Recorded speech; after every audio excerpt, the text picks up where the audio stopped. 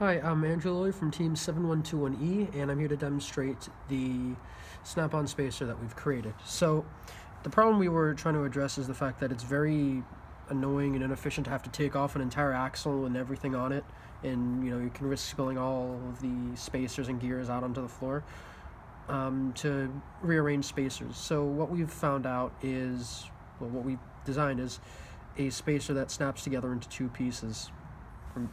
So you have the head here with two holes, and you have the bottom here with two little clips on it. So they just sort of snap together nice and easy onto an axle.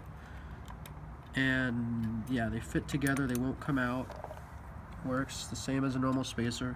Then all you need to do to take them out, you can use your hands, or we found it's easier to use either a Vex wrench or a set of pliers. The wrench, you just put the ends where the pliers are, and then it just sort of unclips and comes out. It's fairly simple.